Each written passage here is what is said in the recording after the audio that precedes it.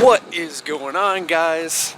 It is a very abnormally warm day here in Cincinnati, Ohio, and I'm about to head to Sno Drift as I get my car packed here.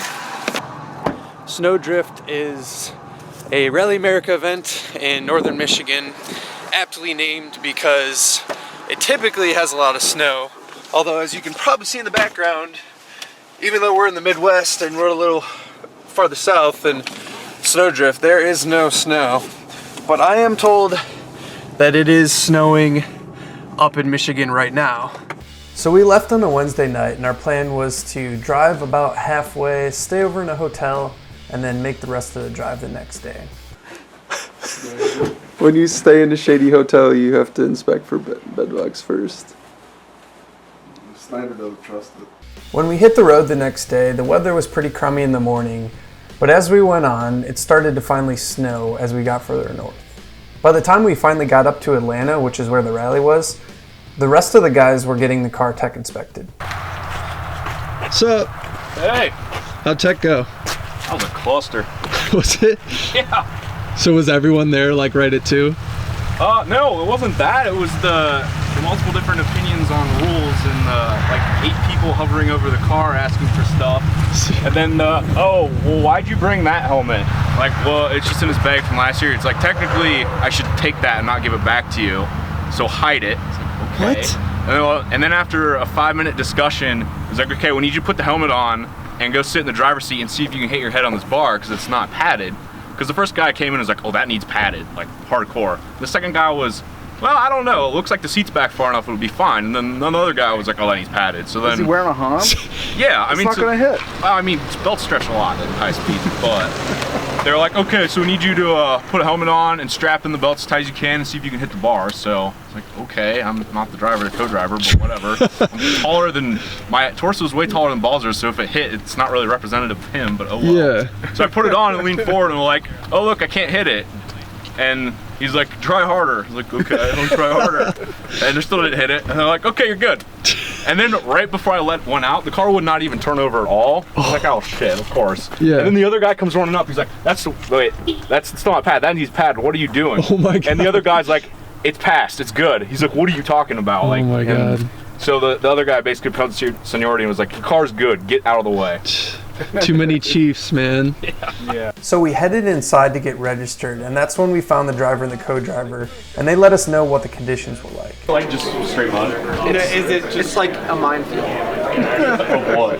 Of like frozen mud and water. Like 18 inches of water in one area. The truck's pretty hilarious. Trained a little.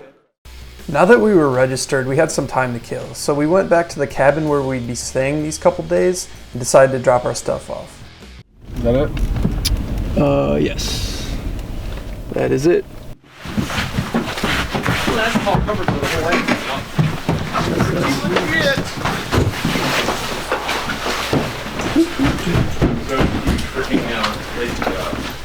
Sweet.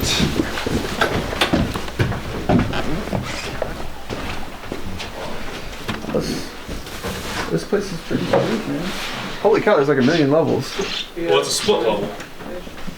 The rally itself didn't actually start until the next day, but that night they were holding a practice stage, which allowed us to go shake the car down and see what the conditions were like.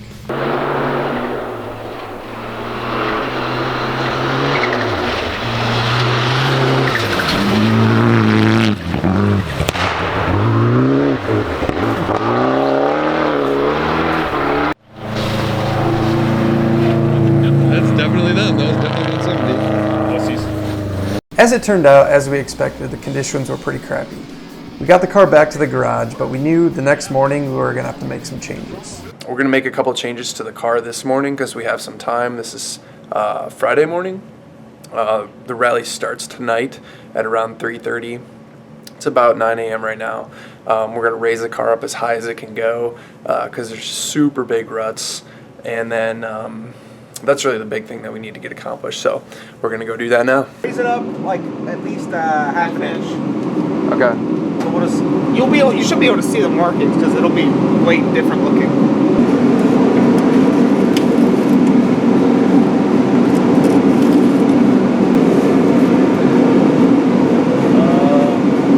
We sent the car off to start the rally, but unfortunately we couldn't see that first stage because we had to go set up service. We're a service crew for 170. I don't know what the... You don't know I know where we are. We're back there in the corner. I just didn't know what other info you needed. I think we're in 6th. Yes. Okay. Once we set up service, we were in for a little bit of a surprise because we found out there was a little bit of an issue with the car. So we just got word that the car sustained some damage. The passenger side window broke. We don't know if they hit something or if just from the cold it shattered. So this is gonna add a little wrinkle to our service. We got some guys fortunately out heading to get some Lexane now, but the car should be here within 15 minutes and hopefully we can get this window thing tied up so they can get back on stage. 150, left 4 long. That was so icy. Yeah, left 4 long.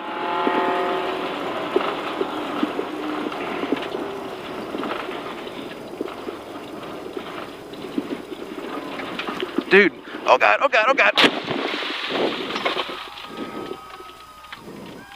That sucked. Yep. So super fortunate, the car right next to us actually is the exact same car. So we got this Lexane and we templated it up, drew it up, and now we're just cutting it out. So they're gonna be here in 5 minutes. We're gonna cut this thing out and then hopefully throw it on the car.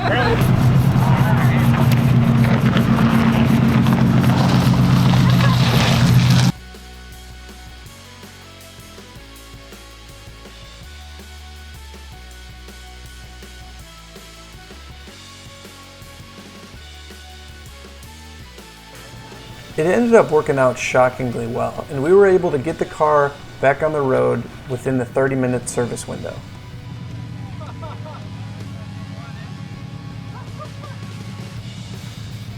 The last stage of the day was a night stage, and since there weren't any more services left in the day, we decided to head out and finally become spectators for the first part of the rally.